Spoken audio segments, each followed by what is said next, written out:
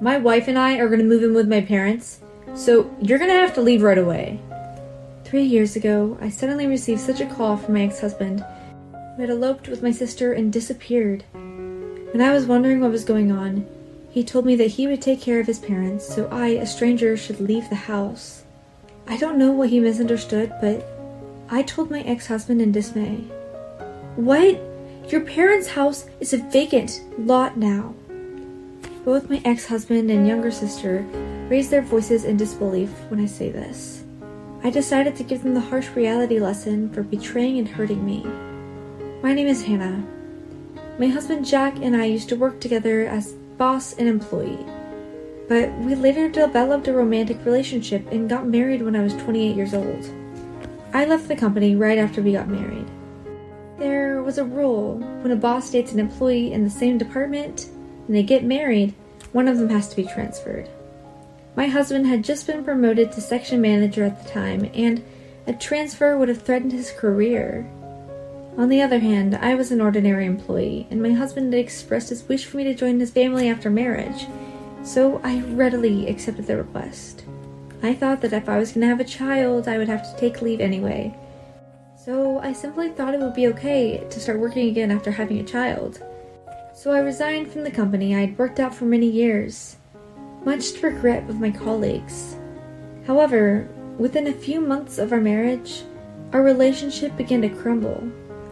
It was my sister, Stella, who started it all. My husband fell in love with my 5-year younger sister, who was 23 at the time. My parents had passed away early, so my sister was the only one I introduced as my family member at the wedding. My husband was attracted to her because apparently he found it endearing that she had graduated college with a scholarship and did not want to cause any trouble for me. However, only I, her older sister, knows that Stella is not as innocent and pleasant as she looks. Her character is something she faked to be loved by those around her, but inside, she's a black-hearted person who only thinks of how to outwit others. I recall that we had trouble when we inherited our parents' estate. She said that since she was smarter and had a better future, that she was entitled to 80% of the inheritance. I was so upset when she said things like that, but it made no sense to me. So I was uncomfortable introducing my husband to her, but I didn't want to be scolded later about why I hadn't introduced her. I had decided that my introductions were necessary for the sake of formality, but I had no idea this was going to do the wrong thing. Anyway, my husband had been in love with my sister from the first time he met her. Even after he married me, he had kept these feelings smoldering in his heart. I first became aware of my husband's feelings when he suddenly told me that he was going on a business trip and he would not be able to come home for a month to 6 months at most. It wasn't strange for my husband, who is now a section manager, to go on business trips because he works in sales. That's why when I heard that, I just took it in. I mentioned over lunch with a former colleague whom I had not seen in a while since after my marriage. Then my colleague told me the truth with a questioning look on her face. She told me she knew nothing about my husband going on a business trip, but that he would be taking the week off from that day. I thought it was strange and immediately questioned my husband about it that night. That's just what they're saying to others. After all, we have a top secret sales operation and I can't tell an ordinary employee about it. If you have any doubts, you're thinking the wrong thing. When he said that, I became even more and more suspicious of him. But in the end, I was unable to do anything about it. And because my husband left the house on his business trip as planned, 3 days after he left, I went to see a physician because I was not feeling well. I often catch colds, so I thought it was just the change of season. But for some reason, I was referred to by an OBGYN. There, to my surprise and confusion, I found out that I was pregnant. I wondered whether to report it to my husband. There is a possibility my husband, who is on a suspicious business trip, is having an affair. I wasn't feeling like reporting the pregnancy to my suspicious husband when the phone rang suddenly. I wonder if my husband used his telepathy or something, but I was wrong. It was my mother-in-law on the other end. She said she wanted to give us our wedding gift because she hadn't given it to us yet. She had no choice but to call me because my husband did not pick up. I reassured her that my husband was currently on a business trip and probably just too busy to notice the call. I then went to my in-laws' house without informing my husband of my pregnancy. I told them about the pregnancy at the same time as I received my wedding gift. My parent-in-laws only had one child, my husband, and his child would be their first grandchild, which they had long awaited for. So they were very happy to hear that I was pregnant, but I had mixed feelings inside. Of course, I was happy to be pregnant, but I was worried about the uncertainties that lay ahead. Time flew by, and a week passed. My husband left on his business trip. Then he suddenly came home with my sister. I promised to marry Stella. We won't have any kids between us. And I don't have to be responsible for your life. If only we had married a few months, right? So please divorce me. I was confronted just like that, with divorce papers. I was shocked to learn the fact that my husband was connected to my sister. However, after many discussions, we could not come to an agreement. I was suffering from morning sickness and wanted to get rid of this divorce talk quickly. So I gave in and decided to accept the divorce. Of course, I demanded alimony from my sister and my husband, but I chose not to tell them about the pregnancy and not to receive any child support. I didn't want to continue to be connected with such a heartless person for child support in the future.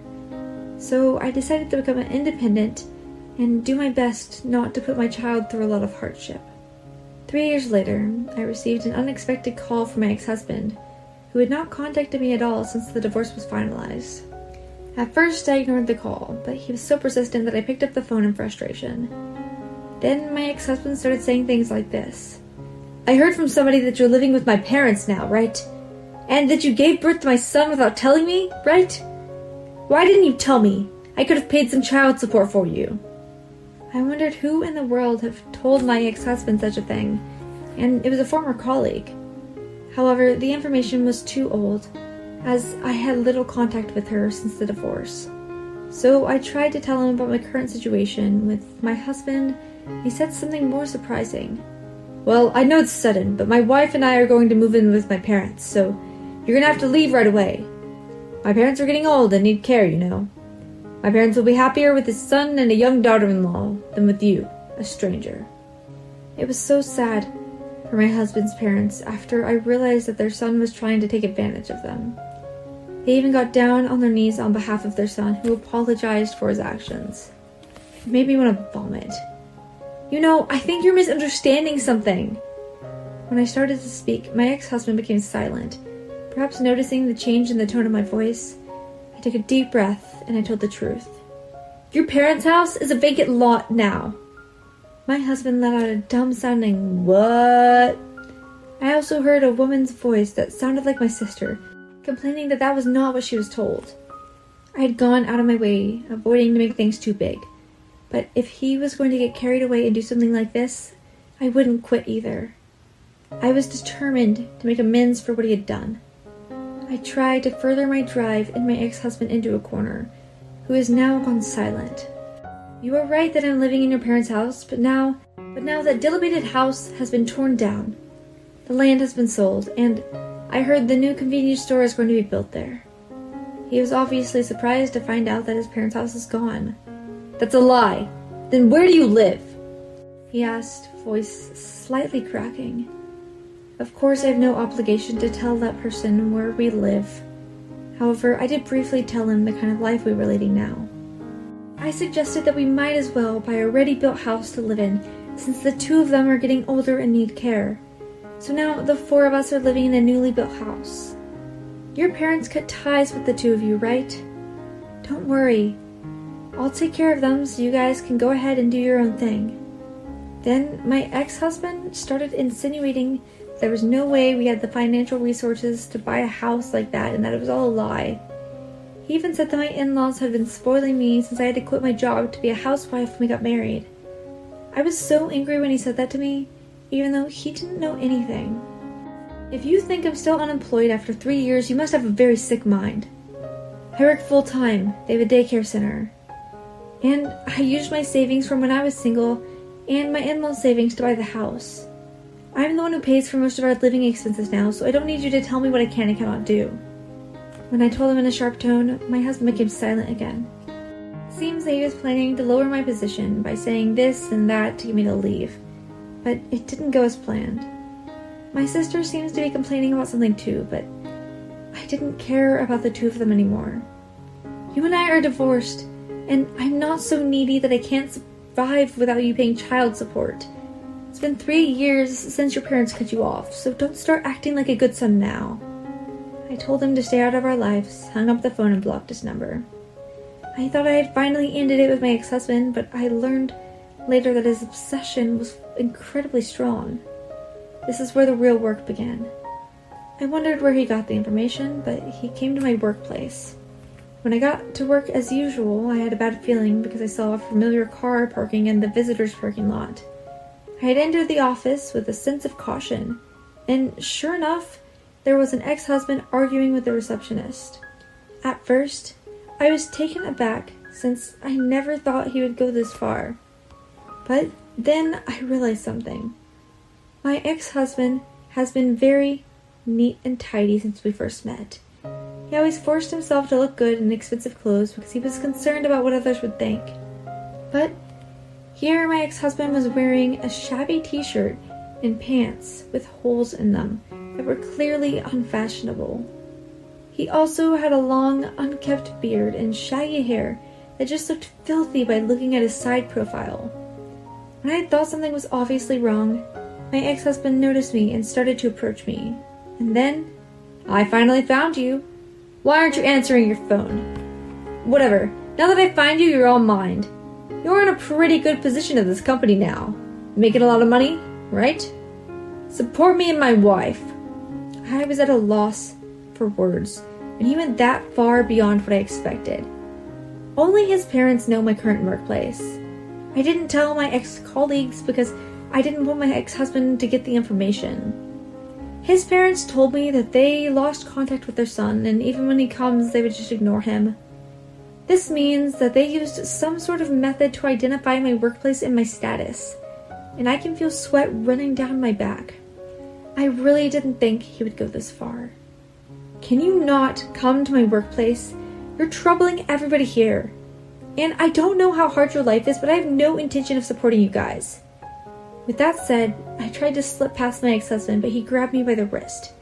Then, with bloodshot eyes, my ex-husband said, "We're family, aren't we? You're raising my kid.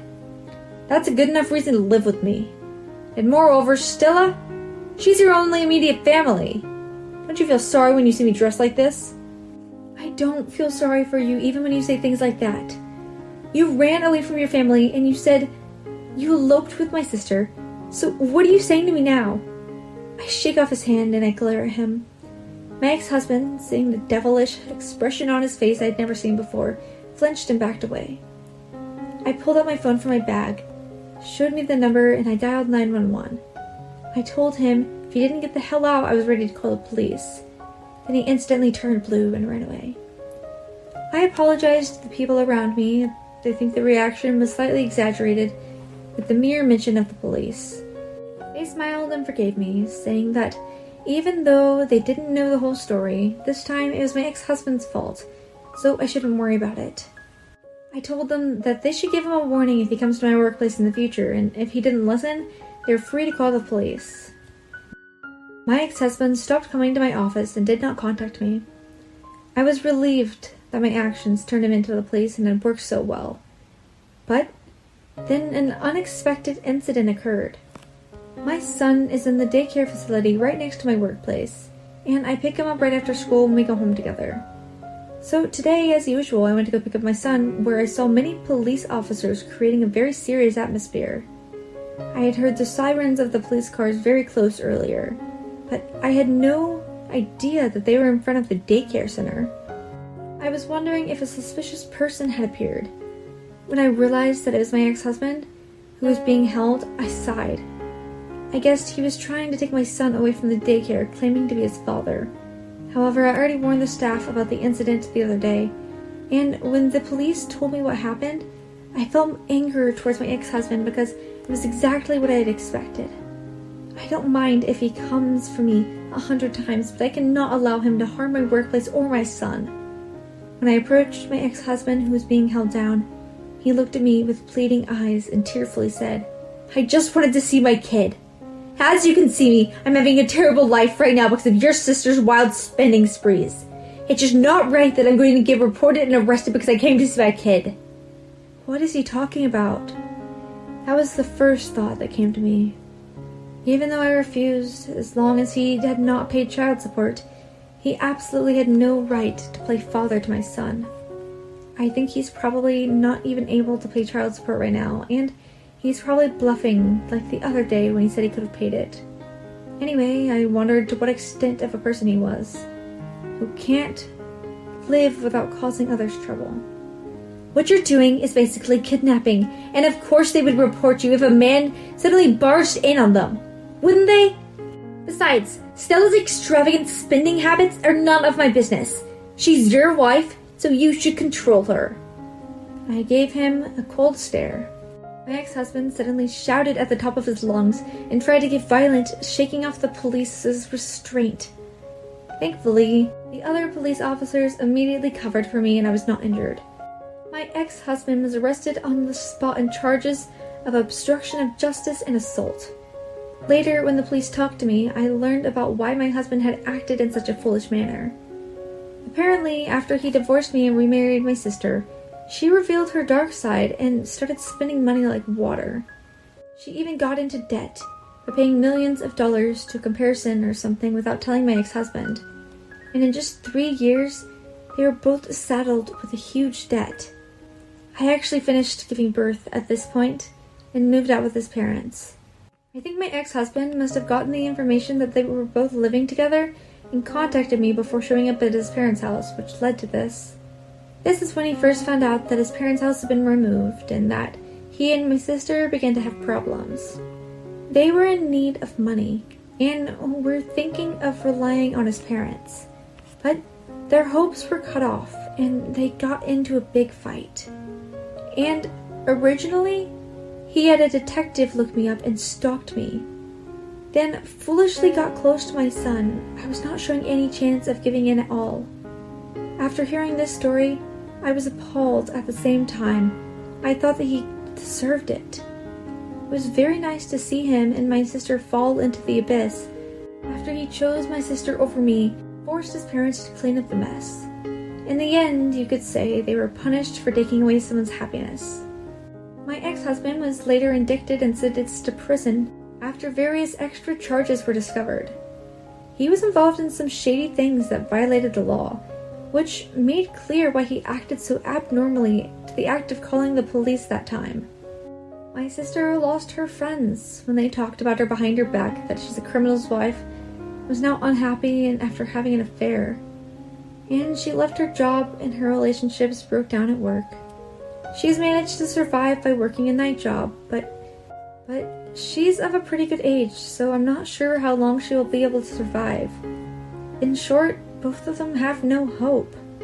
But I guess it's a natural outcome for two people who have caused such a terrible mess in so many areas. When I heard that my ex-husband was in jail, I decided to sell the house that we bought and moved to a faraway place. With my in-laws, of course. I don't know when my ex-husband will get out of prison, and I'm afraid that my son will be in danger if we continue to live there. Fortunately, 10 years have passed, and now we're living peacefully without any contact from my ex-husband.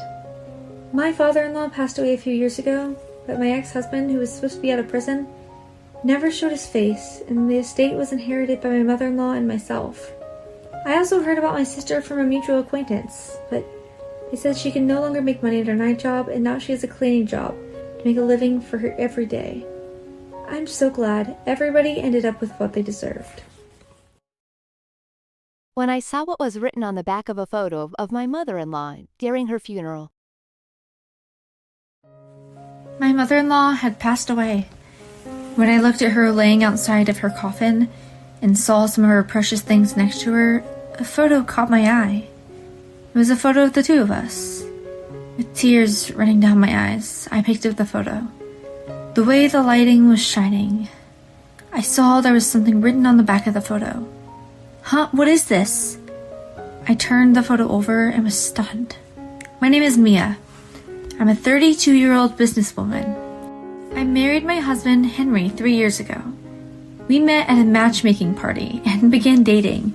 After he asked me out, we got along really well and decided to get married after 2 years of dating. We quickly went to meet each other's parents to ask for their approval of marriage.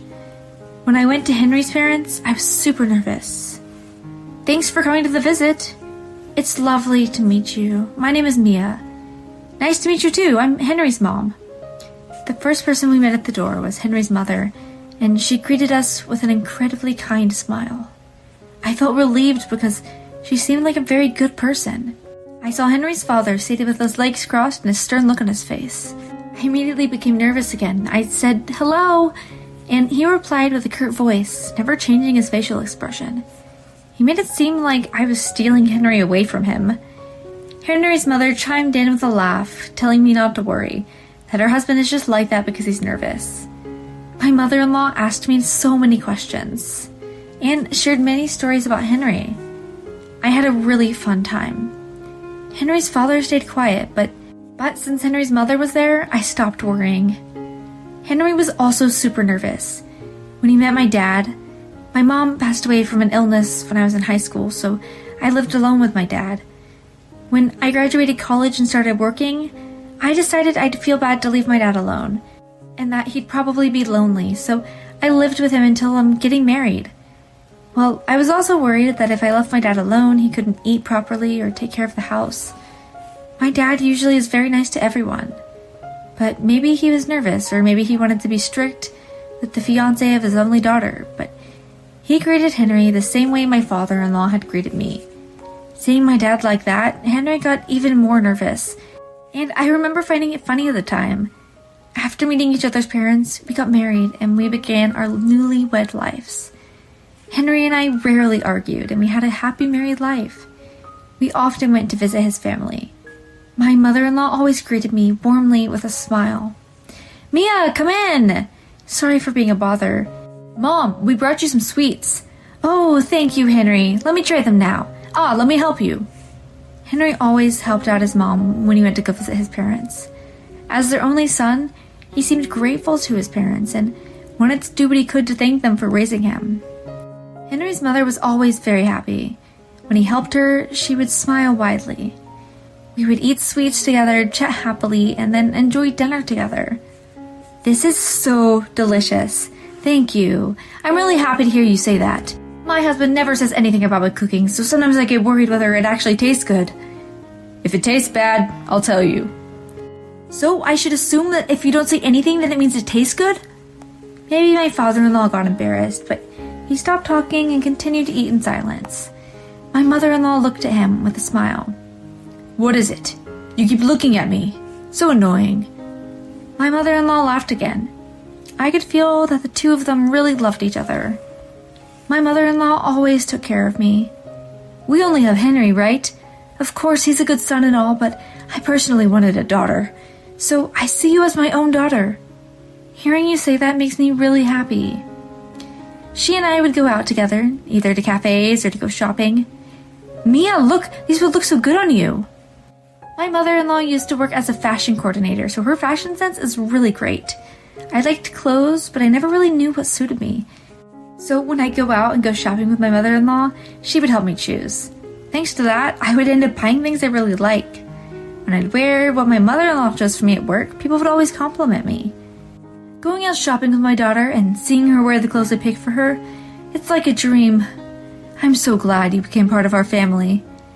I'm also really happy to have you as my mother-in-law. I'm so happy. Does Henry cause you any problems? Not really, he works hard. That's good to hear. If anything ever happens, you can talk to me about it, even if I am his mom. I will give you my unbiased opinion. Thank you. Since my mom had passed away, my mother-in-law acted like my real mother. I began to think of her as my second mom, rather than my mother-in-law. 3 years passed since Henry and I got married, and I began to think, I'd like to give my mother-in-law a grandchild. But at that time, Henry suddenly got a call from his father. "Dad, what happened? Is Mom?" Seeing how Henry had frozen, I had a horrible feeling. Henry, what happened? Mom passed away. What? It was just too sudden. My mother-in-law had collapsed, and by the time they took her to the hospital, she'd already passed away. Both Henry and I were in complete shock. In a panic, we headed to the hospital and met my father-in-law. He was distraught. Why did this happen? How can I live on my own? Dad. He was on the verge of tears. My father-in-law usually hid his emotions, but he really loved his wife. Henry and I tried to console him and began preparing my mother-in-law's funeral. After she treated me as her own daughter, I wanted to send her off properly. She was technically just an in-law to me, but I wanted to thank her for all the love she had shown me. I wished I could have introduced her to grandchildren and wished I could have spent more time with her. Before the funeral began, I wanted to take one last look at my mother-in-law's face, so I looked in her coffin. She had the same kind of look on her face as she did whenever I'd visit her. She looked like she was asleep and that she'd wake up as soon as I called her name. When I looked at her laying inside of her coffin, I saw some of her precious things next to her. A photo caught my eye. It was a photo of the two of us. This photo was one that we took when we went shopping together. We were at a clothing store where a friend of hers works. The two of us posed in the clothes we had bought, and her friend took the photo of us.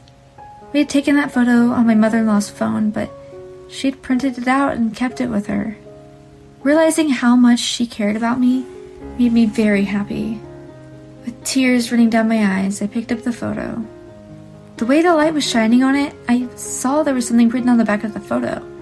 Huh? What is this? I turned the photo over and was stunned. On the back of the photo was the date my mother-in-law had passed away, and the words, "Done." At that moment, I had thought to myself that this was something serious. Feeling that something bad had happened, I slipped the photo into my pocket and closed the lid of the coffin. What could that mean? Done? Did it mean getting rid of my mother-in-law? Something else scared me. I've seen the handwriting before. After the funeral, Henry and his father and I returned home. The three of us sorted between my mother-in-law's belongings. She was gone. We barely said a word. My father-in-law was silent as usual, but his eyes were full of tears and he looked very lonely. Mia, Henry, thank you. My father-in-law thanked us, which was unusual for him. She had so many things, so it would have been tough for me to go through them on my own. Though he never said it out loud, my father-in-law must have really loved his wife. Don't worry, Dad. You can ask us for help anytime. My husband said that to his father with a kind smile. He was acting as kindly and reliably as he usually did. But I was full of fear. The handwriting on the back of the photo of my mother-in-law and I was clearly Henry's. I watched over Henry without letting him notice. He was looking around my mother-in-law's room. My father-in-law was going through his wife's things, but he noticed Henry seemed to be looking for something. What is it, Henry? What are you looking for? Huh? No. Henry looked shaken. I became curious about Mom's things. I thought if something caught my eye, I could take it as a memento of her. She really likes small things, like accessories, and bought a lot of them. If there's anything you like, you can take it. Henry seemed relieved. When his father said that to him, he became very serious and continued to look through his mother's things. I wondered what I should do. I thought my husband was suspicious, but I didn't have any proof that he had done something. I couldn't report him to the police just based on suspicions. And more than anything, I didn't want to think that way about the husband I loved, who had always treated his mother so kindly. Could be a criminal. But I couldn't shake away my suspicions, and everything he did, it scared me. I couldn't relax. While I was home, around that time, I suddenly got a call from my dad. Dad, what is it? Mia, I'm sorry for a call all of a sudden. I think I hurt my lower back. Oh, are you okay? It seems a bit serious, so can you come and help me around the house? Huh? Is it that bad? Can't you please come over? Sure. I explained what had happened to my husband, and we decided to go over to my dad's house. Henry agreed that I should go take care of my dad. I felt bad thinking this way, but I thought to myself that my dad got hurt at the perfect time. Thanks to this, I could spend some time away from my husband. I packed a few days' worth of clothes and headed to my dad's. When I made it, the door was unlocked. "Dad, I'm here! Are you okay?" I yelled from the front door. My dad walked towards me perfectly fine. "Mia, are you okay?" "Huh? What do you mean? Dad, didn't you injure yourself?" "Huh? A lie?" "I noticed that you were acting strangely at Henry's mother's funeral. Your expression changed right before the funeral began, so I knew something must have happened. Henry was acting strangely too, but he seemed to be different." "Huh? Does this come to mind? Has he done anything suspicious lately?" Hearing my dad say that, my knees caved in and I collapsed on the spot. My dad hugged me and walked me to the sofa. "Thanks, Dad. It's okay, you must be exhausted mentally. If something's bothering you, why don't you tell me?" I told him what I had seen written on the back of the photo. "I see. It seems we should look into this." My dad quickly began making phone calls. Actually, my dad was a detective. He called someone who specializes in forensic handwriting analysis. "Mia, stay here for a while. I will do all that I can to look into this." "Got it." I pretended to be as calm as possible.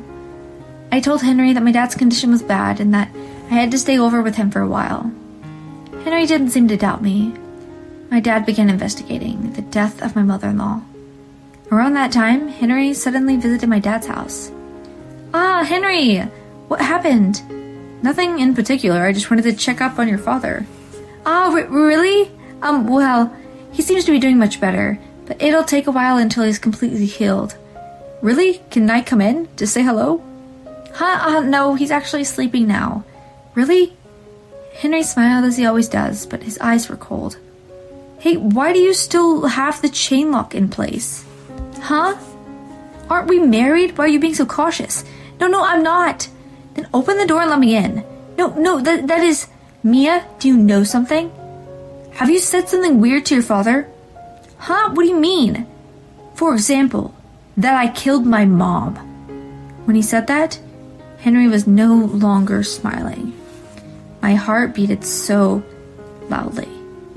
I was glad that I had the chain lock there. "A weird rumor is going around and it's getting some troublesome. Your dad's a cop, right? If the police get suspicious and investigate me, it'll be a pain to deal with." "Get suspicious? I already know that you have a ton of debt. Didn't you ask your mother to help you pay it off? You couldn't pay off your debt, so you killed her and tried taking her life insurance, right? If you really did that, you're the worst. Your mother cared so much about you, but you took her life in order to pay off your debt. You murderer." I couldn't take it anymore. I knew saying this would put me in danger, but I couldn't forgive Henry for hurting my precious mother-in-law. Henry began shaking intensely. "So, you knew that much? In that case, I have to get rid of you too." My husband began trying to force open the door. Of course, since the chain was in place, he couldn't. But seeing his eyes filled me with fear. Those weren't the eyes of a normal person. Those were the eyes of a criminal who genuinely wanted to kill me. In panic, I ran away and hid somewhere in the house, where I knew I'd be safe. "Hey, don't run away from me! Your father isn't home, is he? I will kill you before he comes back." I quickly grabbed my phone and called my dad. "Dad, save me, Henry is here." As I spoke to my dad, I heard a loud metallic noise and the sounds of footsteps walking over broken glass. My breath got caught in my throat. If I make any noise, he'll find out where I am. "Hey, Mia, where are you? Answer me!" After hearing his voice, I heard loud bangs. It seemed he was holding a weapon of sort and was banging it on the walls and doors. I kept my mouth closed and made sure I didn't make a sound, but he quickly found me. He tried turning the doorknob. "I see. You're hiding inside the toilet. Hey, Mia, unlock the door. Don't make me break it open." I stayed silent. But sudden, there was a loud bang on the toilet floor. The banging continued. I began trembling. Henry was trying to break open the door like he did to the front door. "I told you to come out!" The sound of my husband yelling overlapped the sound with the banging. I was shaking out of fear and praying that the door wouldn't break. The door began to creak. Oh no, at this rate the door will break in and my husband will come in, and at that moment I heard the sound of someone collapsing. Stop, yeah! I heard my husband yell. I heard the voice of another man. "I've restrained the criminal." The police had arrived. When the police told me it was safe, I stepped out of the toilet and they handcuffed Henry and took him away in a patrol car. "Mia! Dad!" I jumped and hugged my dad. "Thank God you're safe. I'm so glad you're alive." Having caught Henry, the truth came out about the death of my mother-in-law. Following his interrogation, Henry admitted to the crimes, and he was declared guilty. Henry had hid it from me, but he was addicted to gambling. He had a ton of debt, and his mother helped him pay it off. He went into debt again. He killed his mother to get life insurance money. He knew his mother always drank tea when she ate her sweets, so he purposefully brought her sweets every time he came over, and would secretly put an insecticide into her tea to poison her. After having consumed too much poison, my mother-in-law collapsed and passed away. "Mia, I'm so sorry about my idiot son. I really don't know how I can ever apologize after you experienced something so horrifying." My mother-in-law looked down gloomily. "Please lift your head. You're the one who's suffering the most here. Once he's in prison, your wife will finally have been avenged." I couldn't stop crying. My husband was never going to step out of prison again. But when I thought about my mother-in-law who lost her life or my father-in-law who lost the woman he loved, I couldn't hold back my sadness.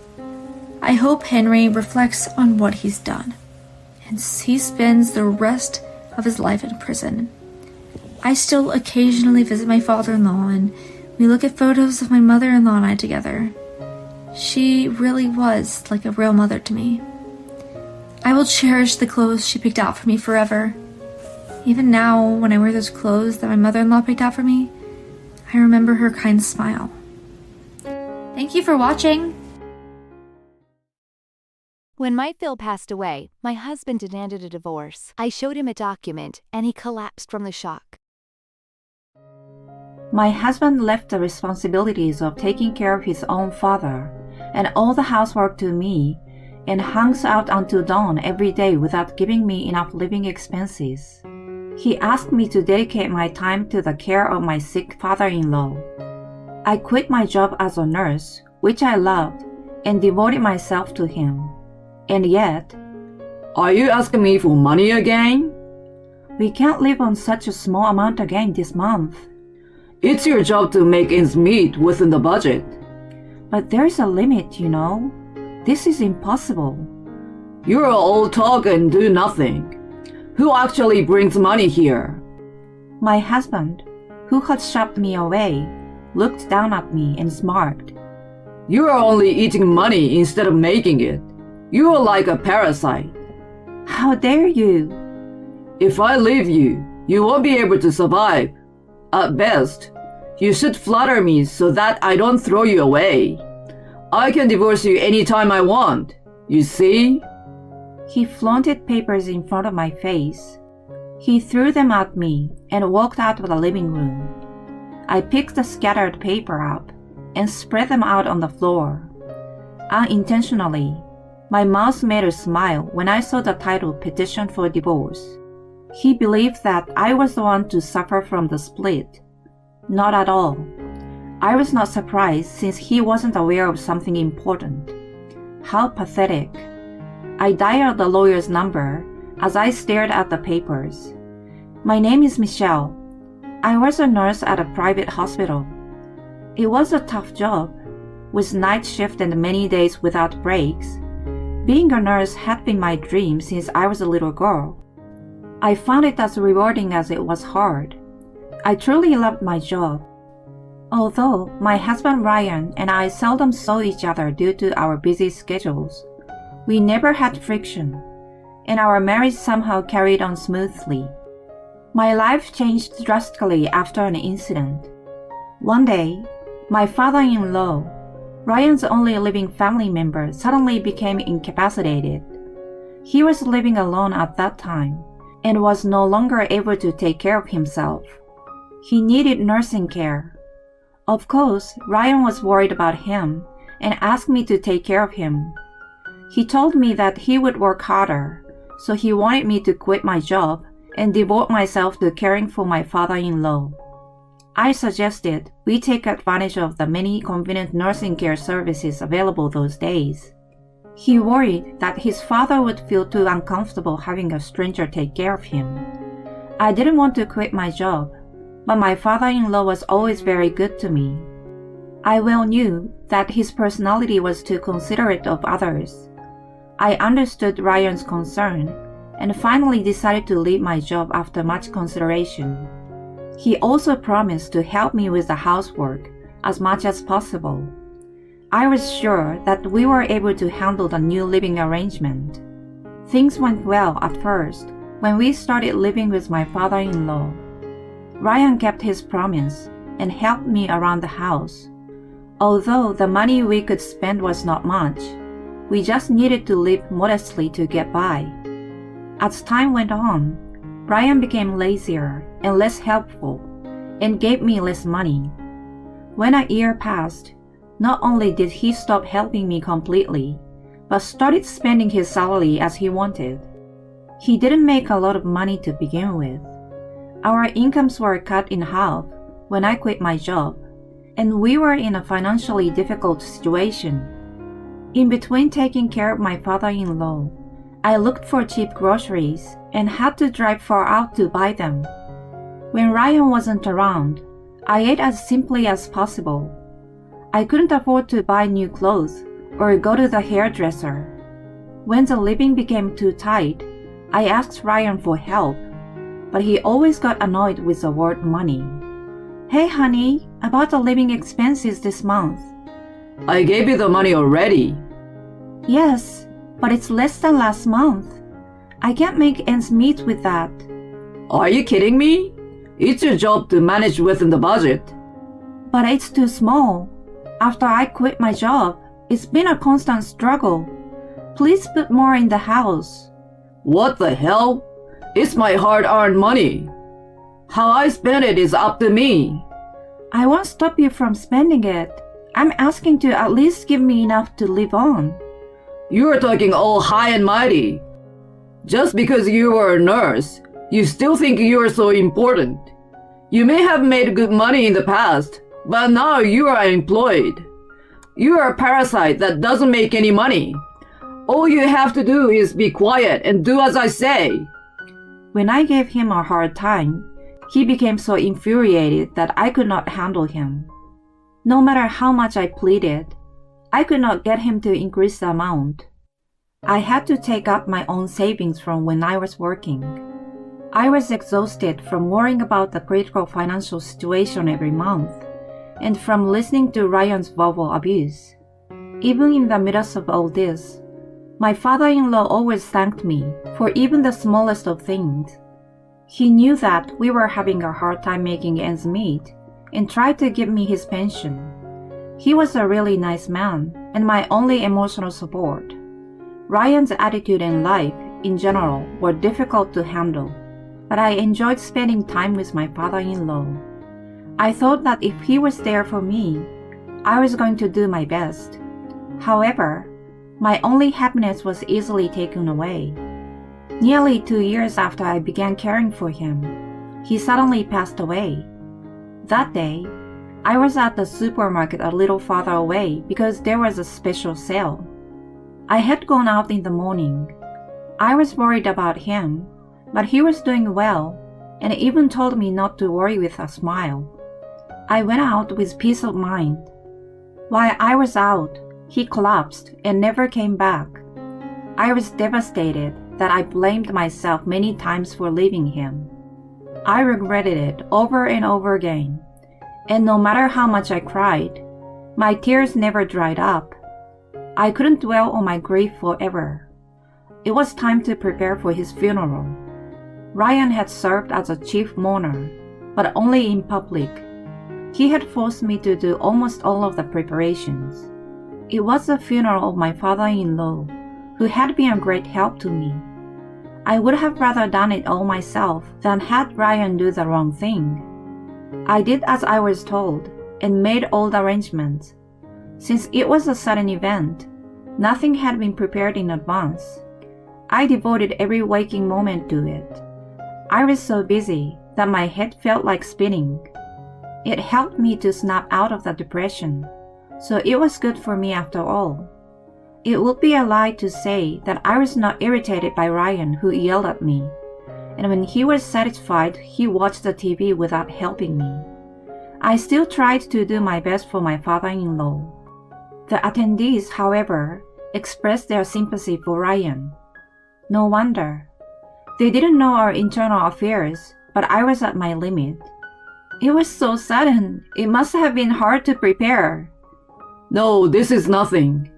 Just before he passed away, he required nursing care, wasn't he? You took really good care of him. He's my father who raised me, so I didn't think it was hard. With such a fine son, I'm sure he will be able to go to heaven in peace. I hope so too. I'm sure he appreciates you all for coming today. Thank you. Ryan wore a fake smile and chatted with attendees in a friendly manner. The details of the conversation made me sick, and I had the urge to start cursing him out. He did absolutely nothing to prepare for the funeral or to take care of his father. There were days when he didn't even try to check on him. I couldn't forget how sad his father looked when he kept coming home late at night and didn't exchange a single word with him for days. And yet, the moment he was gone, Ryan acted like a good son. I couldn't help but feel disgusted. Once I got the feeling of dislike for him, it was very difficult to erase it. Even after the funeral, I couldn't get rid of the distaste. Since my father-in-law was gone, there was no need to continue living with him. Divorce. The word crossed my mind. I pondered if it was the right thing to do. I was still in doubt, but my revulsion for him was growing day by day, and it never disappeared. I was still procrastinating on what to do. I couldn't make up my mind, even though I was feeling the limits of my married life. It was just out of habit that kept me going through each day as before. Then something happened by chance. When I went to the local supermarket in the evening, the seasoning I wanted was out of stock. I decided to go to another one a little farther away. I bought what I wanted, and when I came out of the shop, I saw Ryan, who was supposed to be at work. I thought about calling out to him, but he was acting strangely. I decided to watch him from afar. He looked around and then disappeared into a building. There was a large sign above the door that he walked into. The name of a consumer finance company I had heard of was written on it. As soon as I saw it, my entire body went cold. It felt like I was placed in a freezer all of a sudden. I thought it was what it meant to have one's blood drained from the body. On the contrary, my mind was strangely calm and clear. Not only did he not pay me enough living expenses, but he also borrowed money without telling me. I wondered how long and how much he had been in debt. I decided to get a divorce at that moment. I couldn't live with such a man any longer. I felt my feelings for him rapidly cooling down. My feelings, which had been almost nothing, melted away like snow. That day, I waited in the living room until he came home. It was dawn when he finally showed up. "Morning, hon. You're back late." Yikes! What are you doing so early? What's wrong if I was awake? Nothing. What's going on? I want to go to sleep. Of course you do. You have been hanging out until now. If you are being sarcastic, save it for another time. I'm tired from working unlike you. Oh, right. I'm sorry. I have something important to tell you. What? Let's get a divorce. Huh? What are you saying all of a sudden? I have been thinking about it. What the hell? You are living off me. How are you going to survive after the divorce? I mean, you don't give me enough money to live on, so a divorce won't make a difference. Right. You're an angel in white. You are a nurse. You can live without me. Is that it? If you insist so much, I will divorce you. Let's go and see a lawyer later this morning. He locked himself in the bedroom after that. He took a day off and took me to see a lawyer as he said. He signed the divorce petition and slammed it down on the desk in front of me. Thus, we were more easily separated than I had expected. Ryan kept mumbling that it was too late to regret it, but I ignored him. I decided to return to my parents for the time being. When I explained the situation to them, they offered to help me, so I took their word for it. I immediately started packing up my belongings in the house. While I was at it, I also cleaned my father-in-law's room and found his will in a chest of drawers. I told Ryan, who seemed more delighted than I had expected. He opened the envelope with great enthusiasm. When he finished reading it, he repeatedly mumbled it was a mistake. I peeked in from beside him, and I understood that there was nothing he had expected written on it. The will stated that the several stocks his father owned were bequeathed to me. It also enclosed a long letter of thanks to me. No, this is not true. Oh my God! Normally, I, the only son, inherit everything, don't I? That may be so, but the will says... You've got to be kidding me. This is ridiculous. But the will says... This is invalid. It has your father's signature on it. It was such a shock to him. He suddenly fainted and collapsed on the floor. I called an ambulance, but I felt like I was already a stranger to him, so I left the rest to the paramedics. He was taken to the hospital. I didn't think there was a need for me to wait for his return, so I packed up the rest of my belongings and left for my parents' house. Sometime later, when my life had settled down, I went to inform Ryan's relative, who had been kind to me about the divorce. When she heard my story, she was very sympathetic and gave me a warm hug. When I had finished talking, she looked at me awkwardly, as if she was ashamed, and then she finally spoke in a hushed voice. Ryan had run up a large gambling debt behind my back. That was before we moved in with his father, and had been so since shortly after we were married. His love of gambling and his frequent trips to consumer finance companies had become a rumor in the small community. I felt ashamed that I had no idea, while other people knew and gossiped about it. I was too busy with work before moving in with my father-in-law, and afterward, I had no time for anything other than taking care of him. Moreover, Ryan had been telling people that he could pay off his debts with his father's inheritance right away. He had no doubt about it. The rumor must have reached his father from somewhere. Knowing that, he made his will. Ryan, who had been borrowing money in various places without care, relied on his inheritance. When he found out that he was getting nothing, he fainted with shock. He was released from the hospital in no time and returned home. Now he needs to pay off his debts himself and is living from hand to mouth.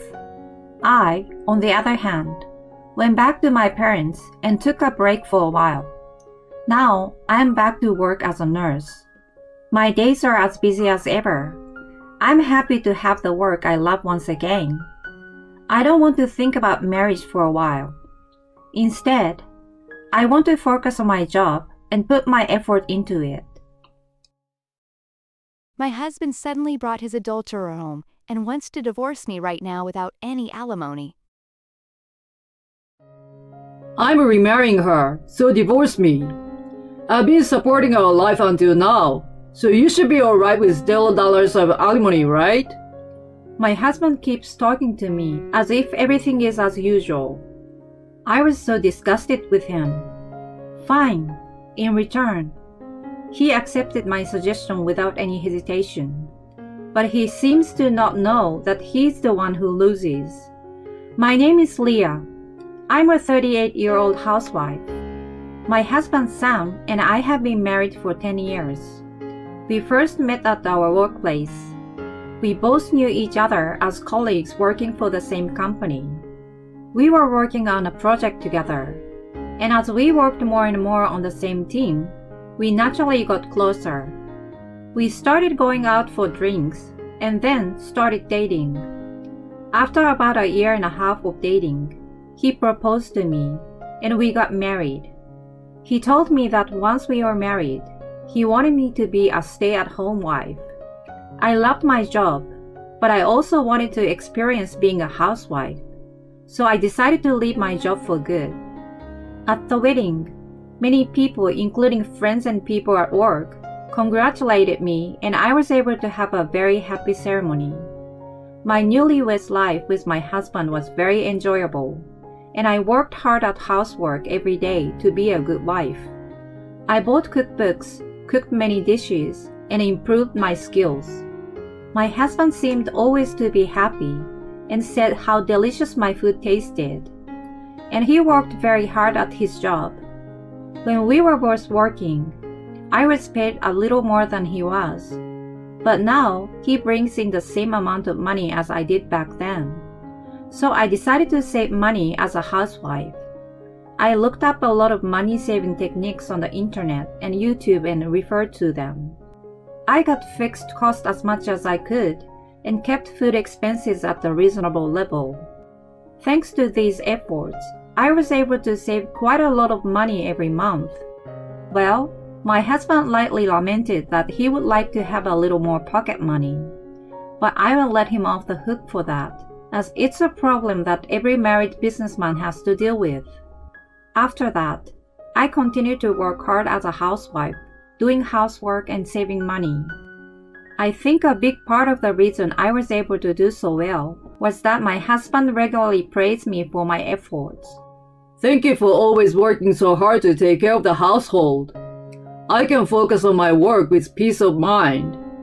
He thanked me by saying that.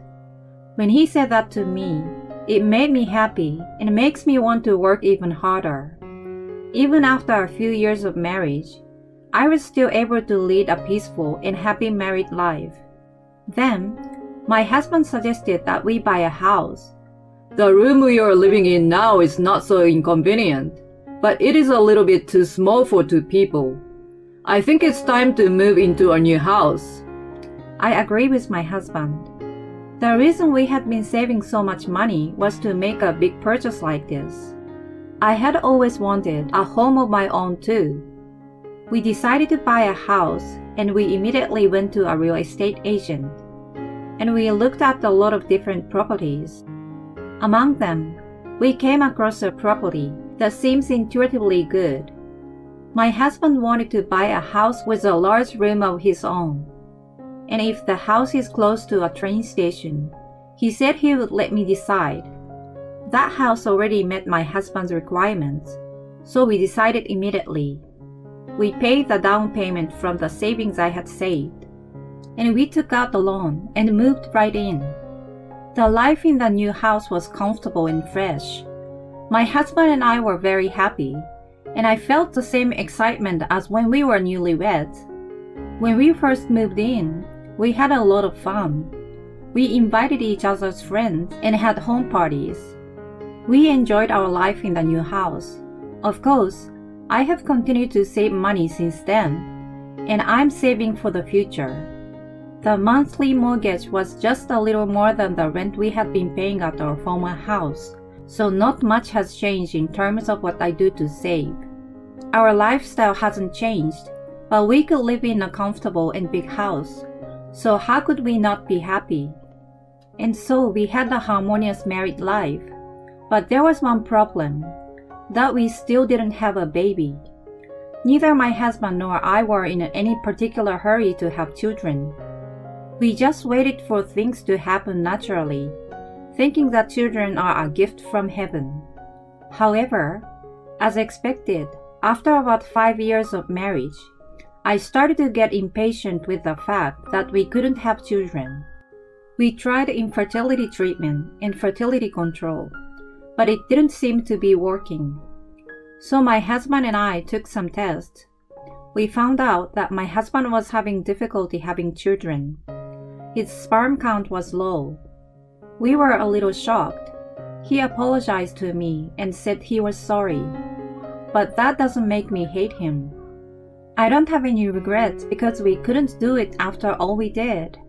From now on, let's have a happy life together as a couple. When I said that, my husband nodded his head and said thank you with tears in his eyes. From then on, we decided to live together as a couple. And now we were celebrating our 10th anniversary without any trouble.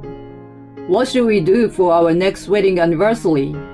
Well, we could take a trip, go to a fancy restaurant, could do something a little extravagant. Or we could take the plunge and go on an overseas trip. We were having a good time talking about our anniversary like that. As a result, we decided to stay at the luxury hotel in the US. However, about a month before our anniversary, my husband apologetically told me that he had to go on a business trip and that he couldn't go on our anniversary trip. I see, but if it's a business trip, what can we do? I was sad, but our anniversary was on a weekday, so I couldn't force him to take a day off. My husband was promoted to section manager 5 years ago, and he's still working very hard. I hear his subordinates rely on him, so I can't force him to neglect his work. Even if we couldn't go on the day of our anniversary, I was hoping to go on a trip shortly. However, the booked hotel was so popular that it was already booked for this month. We had no choice but to make a reservation for the next month.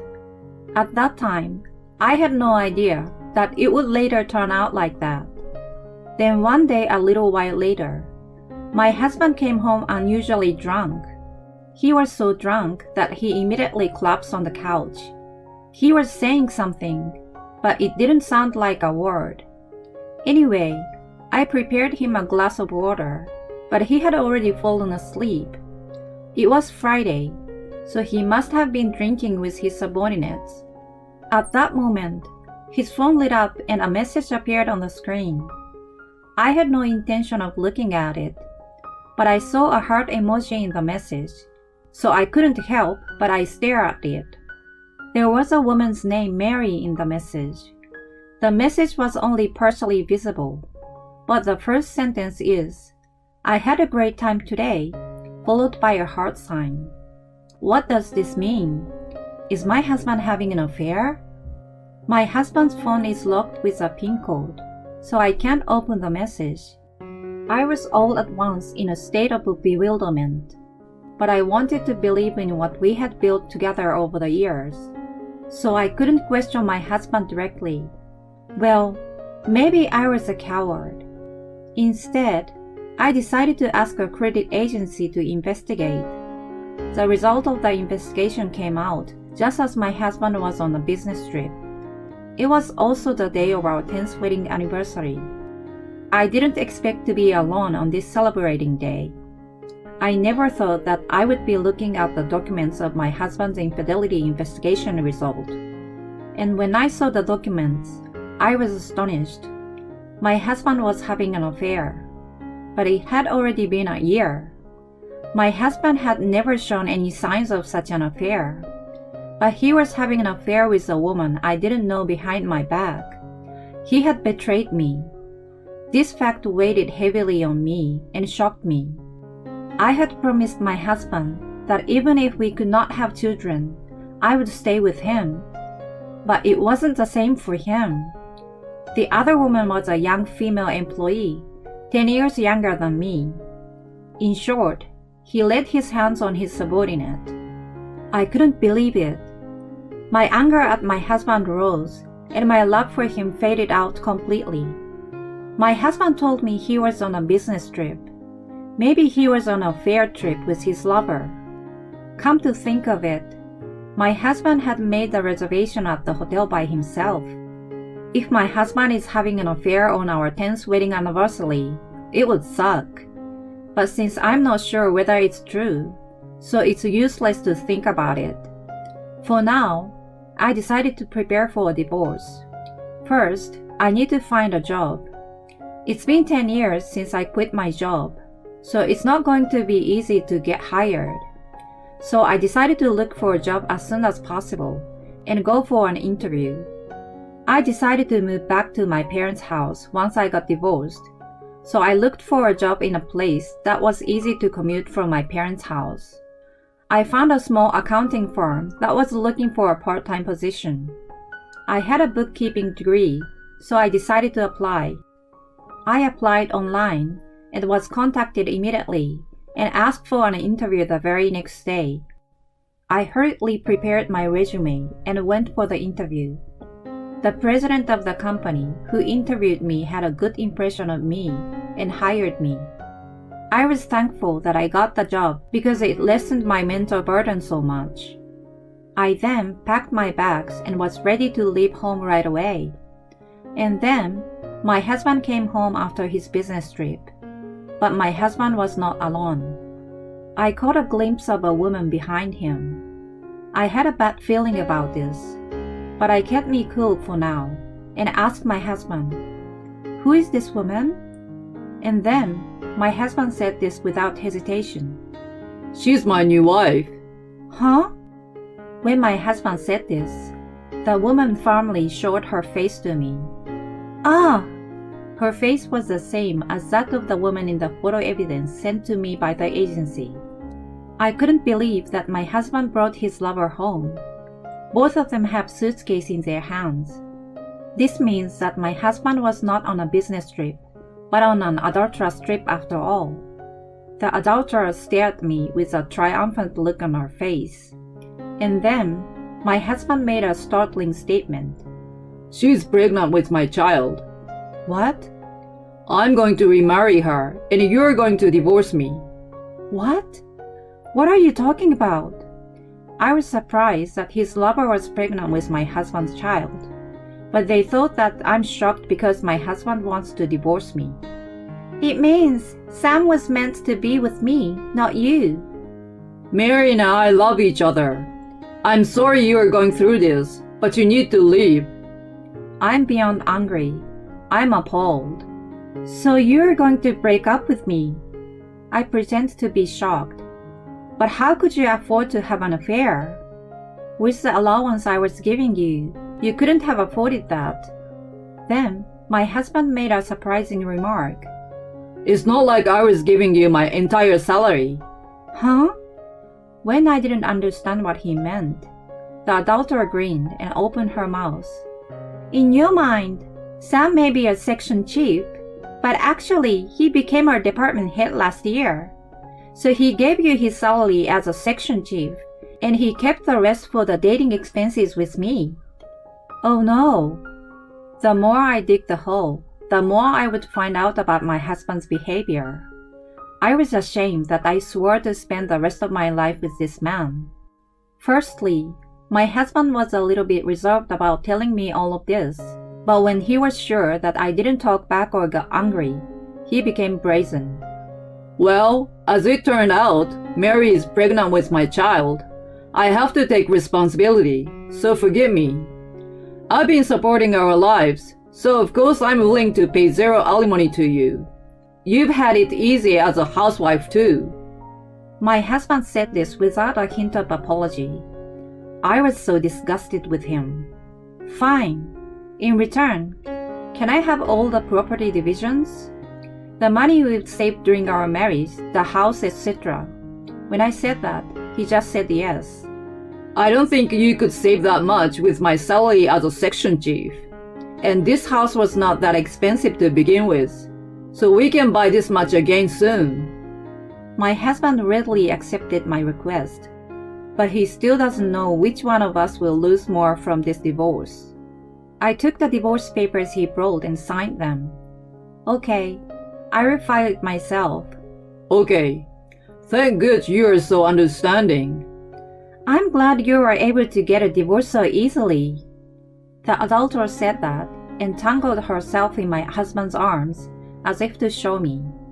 But I no longer felt any regret at the sight of such a thing, because I was certainly getting more out of the divorce than he was. My husband immediately packed up his belongings and left the house with the adulterer. After that, I filed for divorce and completed all the procedures for dividing the property and the name change of the house. I became a stranger to my husband. A month later, I received a phone call from my ex-husband out of the blue. Hey, what are you doing? What do you mean? You call me out of the blue and yell at me? You're kidding me. You told my company about my affair? I got a barrage of criticism from upper management and my co-workers, and I was demoted from my current position and got transferred to a regional department. Oops, but I didn't tell the company about it. The company you work for is also my former employer, and some of the employees are still good friends of mine. I'm sure it's because I talked to them about us. Oh no, you're a bad judge of character. Just because your life is miserable, you don't need to make mine miserable too. And why aren't you at that house? When I visited you earlier, I was surprised to see a stranger there. Yeah, because I sold the house. Sold? Why would you waste like that? You probably didn't know. I happened to have information that the land price in that area was going up. So I was able to sell it for a lot more than we paid for it. Eh? Really? And when you said earlier that my life would be miserable, you were wrong. I worked very hard to save money on the salary you were giving me. I was able to save close to 10 million even after we bought the house. 10 million? That's why I want more than getting alimony and doing the usual division of property. Oh no! Everything happened because you were having an affair. Also, don't you remember that you have a body that makes it difficult to have children? Is your lover really pregnant with your child? Oh. My ex-husband seems to have forgotten about it because we found out about it so long ago. Wait, Mary is meeting another man? I don't know, but why don't you look into it? Anyway, I don't want you to get involved with me anymore. If you ever show up in front of me again, I will call the police. With that, I hung up the phone and blocked my ex-husband's number. Later, I heard from my ex-coworker. The baby Sam's lover is pregnant with was in fact not his child. Sam got angry that he was deceived and broke up with his lover. But he lost a lot. He can no longer get promoted at the work. And we could have used the savings I did for us together, but he ruined it himself. Now he's working in a local department where he doesn't know anyone. On the other hand, I'm living at home with my parents for the first time in a long time. I'm working hard at the accounting firm. I'm going to invest a large amount of money I've earned this time to further increase my assets. And I will study more and more about my job, and in the near future, I hope to be hired as a full-time employee.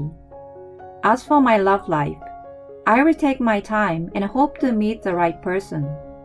For now, I'm going to focus on work and family time. Even though she knew her husband couldn't have a child, she decided to stay with him. So it sucks that he betrayed her. I think she deserved to get all of the savings, her house, everything. That's how much she supported her shitty husband. And from now on, her main focus should be on enriching her own life. I hope she will have a happy life.